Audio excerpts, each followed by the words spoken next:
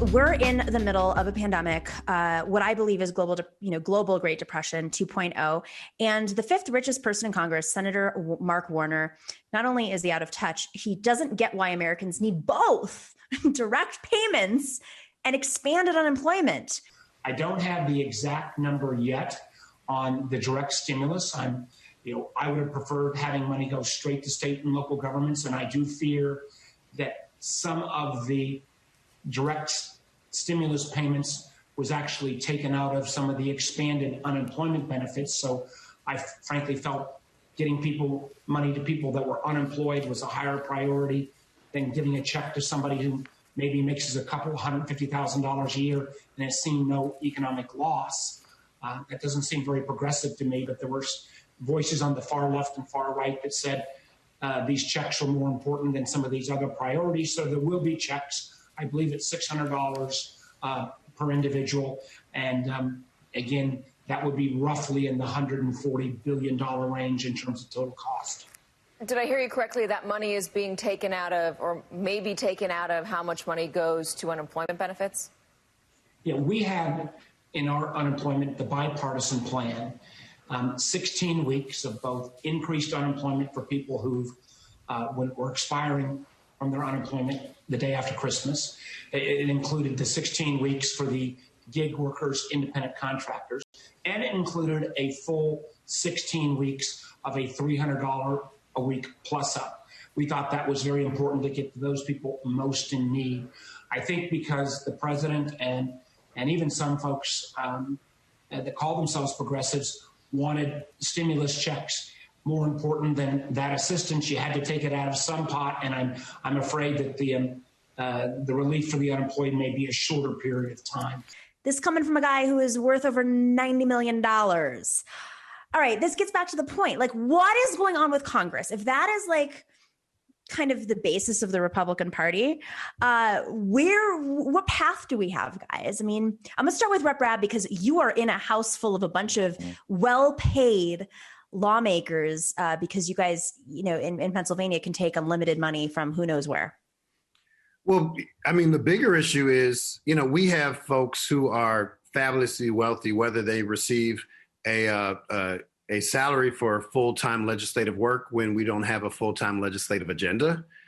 They also benefit from legalized bribery because you could buy someone a Tesla, and as long as we disclose it, it's legit. It's only bribery if you don't disclose it. Does that include like foreign money too? No, can't take foreign money. Can't take corporate money, but you can take money up to $100 cash. You can take any gifts, but you have to disclose over a certain amount. But there's no limit to what you can accept as gifts from it. Pretty much anybody other than a registered lobbyist. And a lot of my colleagues make more money on their side gigs than they do as full-time legislators, which is problematic, right? But your point about Warner is, Republicans don't have a monopoly on corporate-minded representation and extraordinary wealth, right? So when folks are saying we need more working-class folk running who are viable candidates of running with progressive values, that's really important. I mean, that's the type of diversity of lived experience that will have a huge impact. And just as an example, and I don't know if I've done this before, but you can do it on any level, whether it's class or gender or sexual orientation. But my first boss in D.C. was Senator Carol Moseley Braun, and she was the first Black woman senator. She showed up to the Senate floor in a pantsuit. And they're like, Senator, you can't be here. And she's like, excuse me? She's like, oh, women can't wear pants. They have to wear skirts or dresses. And she just gave him a Chicago look like, you kidding me? I'm not leaving this floor. And the rule changed forever. But if there's only men there, only cisgender straight men, you're not going to have that issue. But we should note that the most alpha males, the most masculine men back in the day wore high heels, wigs, tight pants, and makeup. And these were the founding fathers, right? So even when we look at, what are considered, social norms, they change, but they only change if we push them by making sure we have the type of representation we need. So I don't care that Mark Warner has a D behind his name. If his interests are more aligned with the elite and corporatism, then, that is a bigger issue.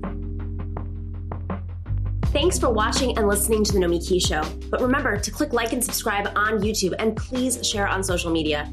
If you're not already a patron, please join us for as low as $5 a month on patreon.com/The Nomiki Show for early and special content. That investment makes a huge difference. We are not corporate media raking in the dough. It's really you guys that are keeping us going. So please consider being a patron. And to our current patrons, thank you so much. We are incredibly grateful to you. We also now have swag. So check us out on thenomikishow.com to get your mugs, your totes, and your stickers.